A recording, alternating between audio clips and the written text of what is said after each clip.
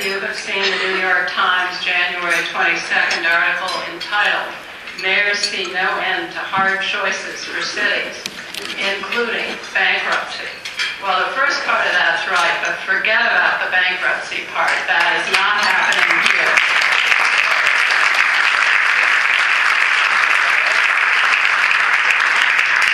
What I want to talk with you today about is what is happening here, how we are handling tough economic times. It's a balancing act. We are trying not to increase taxes so much that residents and businesses have to leave. We are at the same time trying to provide enough services to make sure that everyone wants to stay here. Evanston is blessed with a city council that can make hard choices. A year ago, we cut $9.5 million from the budget. This year's budget has cuts totaling $3.5 million. While I am worried about budget deficits at the state and federal level, which will impact our revenues, I remind you that we have a AAA bond rating from both Fitch and Moody's. We have many assets that are going to help us through tough times. I will name a few. A talented city staff that includes a dynamic economic development team, a host of volunteers, proximity to Lake Michigan, a great university, and I gather that town-gown relations will be even better if I mention that Morty Shapiro is taller than he looks.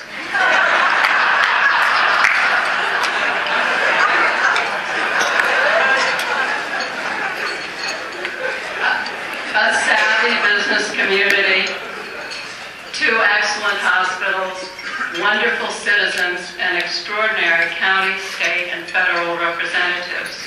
We need to make good use of all our assets, and we will. Doing more with less is a popular phrase, but it actually happened on our streets during the recent blizzard. Our Public Works Department did a better than ever job of snow removal. Plow drivers worked double shifts dealing with 20 inches of snow that fell in 24 hours, sometimes at the rate of 2 inches per hour. Our Director of Public Works, Suzette Robinson, did not sleep for days. The best way I can thank them all is to tell you what happened during my ride-along on a snowplow. The driver, Alvin, had been working for 12 straight hours. We were cleaning side streets when we came upon a dead-end street with cars parked on both sides. I'm wondering, is he going to try it or not? Well, Alvin turned down the dead-end street where 2 women were shoveling a driveway. At the sight of the plow, one of them started to dance. Alvin and I are cracking up and we're backing up, which is not a good combination. And I was holding my breath and calculating the cost to the city if we sideswiped any cars, which we did not. Then we headed back down the dead-end street to clean it up some more. And when the dancer saw us, she danced again. So Suzette, I know you were here somewhere. Please know that she danced in part for all the snow removal efforts, and telling her story is my way to thank everyone who helped with snow removal. Now, I know if Lorraine Morton was giving this speech, she'd replicate the dance, but that's not going to happen. So, Suzette, please stand up and let us thank you for everything you did.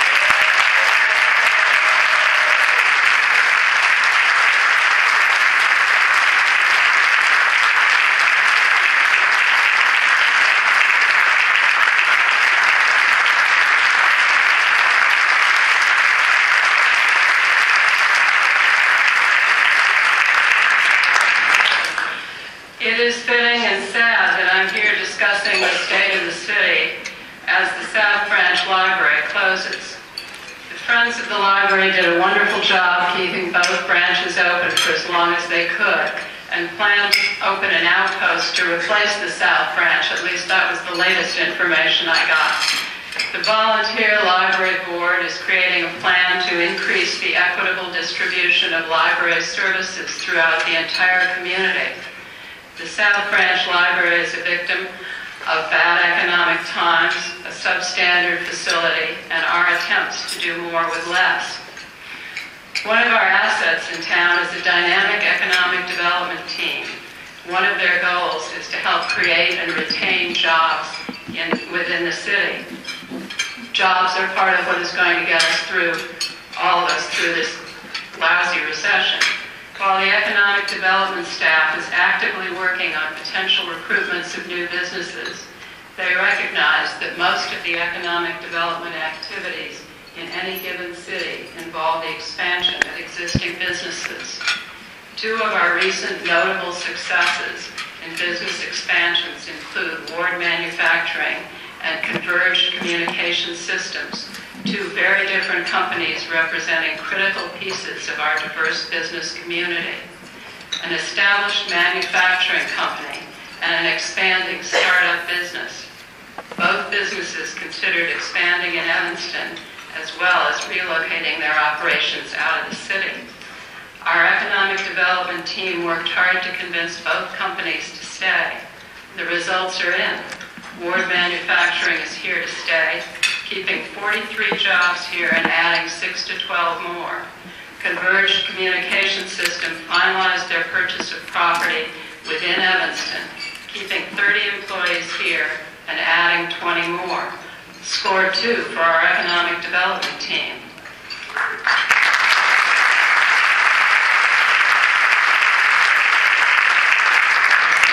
I am proud to announce that on March 1st, 2011, the city will open a new 311 center. The goal is to fundamentally improve the customer service experience by providing more efficient and effective services, enhancing staff accountability and responsiveness, and improving the accessibility of city services and information to our constituents. Remember, dial 311. So what do you do when you don't have enough money to pay for all the services people want to have? First, cuts. Second, economic development. And third, as the Beatles song says, I get by with a little help from my friends. The song needs a rewrite. We get by with a lot of help from our friends. And who are those friends? First, all the volunteers and all the about to become volunteers in the city of Evanston. The city has a new position, a volunteer coordinator, Shani Jackson. People have complained that there are not enough volunteer opportunities at the city, and that is about to change. Another friend, Cook County Commissioner Larry Sufferton, called to say that Cook County Board President Toni Preckwinkle wanted to come to Evanston and ask us what she could do to help. That is not how it works. She's elected, and then I am supposed to call her to ask for an appointment, which I may or may not get, to come and tell her what Evanston needs. Instead, 5 days after being sworn in, she appeared in Evanston to ask what we needed. Believe me, we gave her plenty of suggestions. There are some people here today who are examples of what I mean by a city getting by with lots of help from our friends.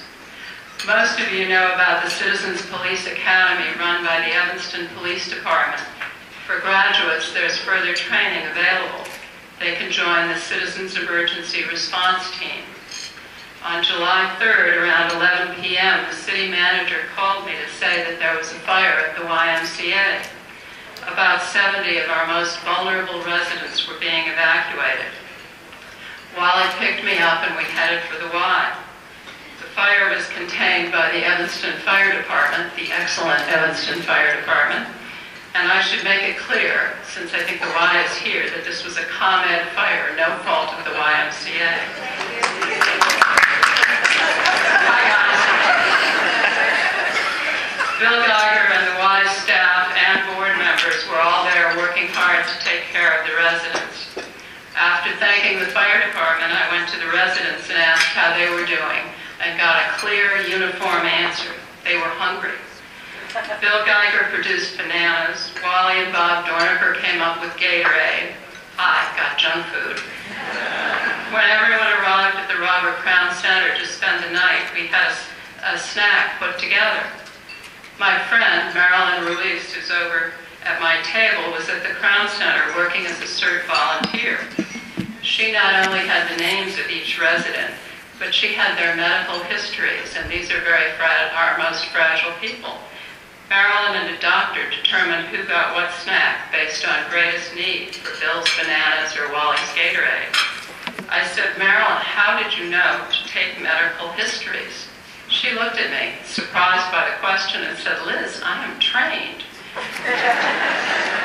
Clearly I am not.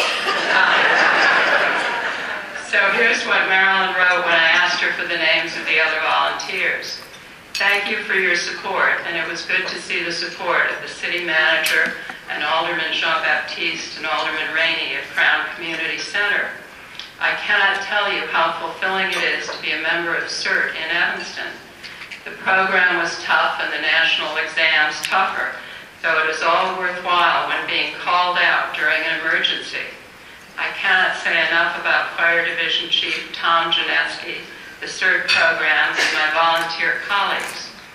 As you requested, the members who responded on Saturday, July 3rd were Mike Perlman, Kim Sutker, Chris Ernst, David Blatt, and myself. Evanston has amazing volunteers, and we're going to make a lot of use of them. Thank you, Marilyn.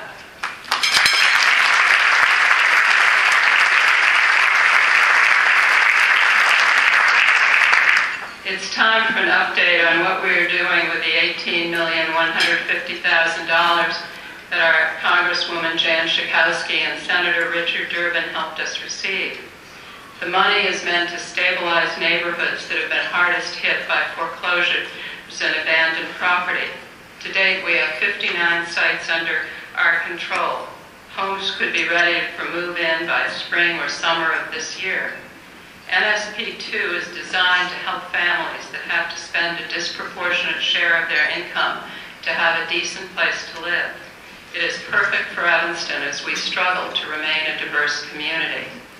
Of almost $1 million in awarded construction subcontracts and pre-development costs, 69% has gone to minority women Evanston business enterprise, and 49% to businesses whose owners are low-income or have a significant percentage of low-income workers in compliance with the federal Section 3 program. In addition, approximately 26 non-construction jobs are expected to be created or retained throughout the program. Thus far, approximately half have gone to Evanston residents and almost 40% to minorities and businesses.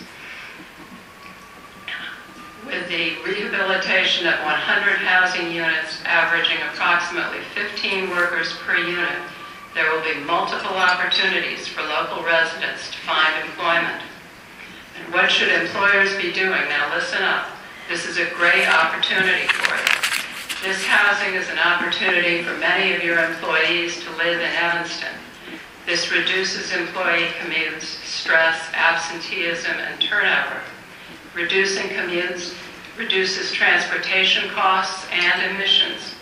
Please consider an employee-assisted housing program. You may qualify for the Illinois Affordable Housing Tax Credit Program. Go to the city's website or contact Jolene Saul. Pensions are in the news.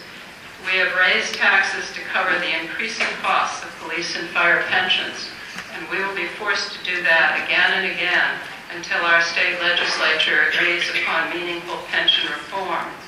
When I talk about pension reform, and I do that a lot, it does not, absolutely not, include an attack on collective bargaining. The current system is a train wreck heading at us all, and we will keep going back to Springfield until it is changed. We owe our policemen and firemen pensions, we want to pay them, and we will. Now, Evanston and Northwestern had two town gown moments I want to highlight this year. Dale Mortensen, a Northwestern professor and a 30-plus year Evanston resident, won the Nobel Prize for Economics. Dale and Bev came to a city council meeting. I gave him the keys to the city. The council and everyone there gave him a standing ovation, and we gave him a 15-minute party. That's the best we can do on a council meeting night, even for the Nobel Prize. But the cake for Dale came from the Jewel, And they put a picture, you know, they do these pictures for birthdays of the birthday child. Well, they did a picture of the Nobel medal on the cake, so I think that made up for the 15 minutes. Dale and Bev are a class act for Northwestern University and for the city of Evanston. Now, NU and Evanston have not solved all our problems, but we are working at it. And here's a description of our problem-solving techniques. Peggy Powell and the Chamber both contacted me concerned that moving a football game to Wrigley meant less revenue for Evanston restaurants. Our clever city manager decided the best response would be to help NU increase attendance at the remaining games. We painted the town purple. The Fountain and Fountain Square was purple. Fire hydrants around the stadium were painted purple, many by neighborhood children. Morty Shapiro, Coach Fitz, the team, the NU band, and the ETHS band came to a pep rally in our downtown. Tickets were half price for Evanston residents. Attendance is up 40%. The team won. The restaurants are happy, and everyone had a good time. Now, there are problems, and there will continue to be problems, but we're lucky to have Morty Shapiro at NU, taller than he looks. And because he's a great guy and because we are committed to working together to solve our problems. Now, I have to discuss crime in Evanston at any date of the city, and crime is two distinctly different stories. One is the story of a cutting-edge police force who received the 2010 Community Policing Award from the 20,000-member International Association of Police Chiefs of Police. And listen to this statistic. In the 1900 block of Jackson, police calls went from 1,100 to less than 100 in a similar period of time. Kudos to Officer Brian Rust, Mike Jones, and Tanya Noble, who are over there somewhere, I hope.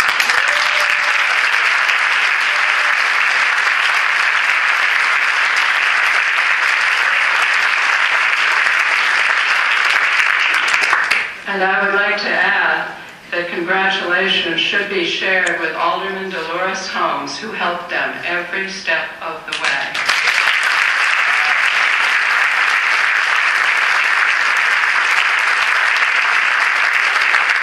While crime continues, statistics do go down, 13% this year and 13% last year. But the number of homicides in 2010 was 6. 3 to 4 more than the 0 to 3 that I remember over the years that I've served on the council. And 6 more than our goal, which is 0. Hold on just a second. After each murder, I've gone door to door on the block where the murder occurred, talking with the residents about how to make neighborhoods safer. People are very welcoming, which I appreciate, but I've done this too many times. Often we talk about homicide as a tragedy for the victim's family, the perpetrator's family, the perpetrator. But it is more. I've learned after Keith Tucker's murder that tragedy spreads to many more people. As I was leaving one home after Keith's murder, I asked a young boy who had listened to the entire conversation, he was maybe 8 years old, if there was anything he wanted to tell his mayor. And he said, lives on Church Street right across from the high school, he said, "I am afraid to go outside to play." Well, of course he was. I told him I would do everything I could to make it safer. We cannot have children in Evanston who are afraid to go outside and play. Saturday, April 9th is the tentative, I repeat, tentative date for the kickoff of a campaign against gun violence.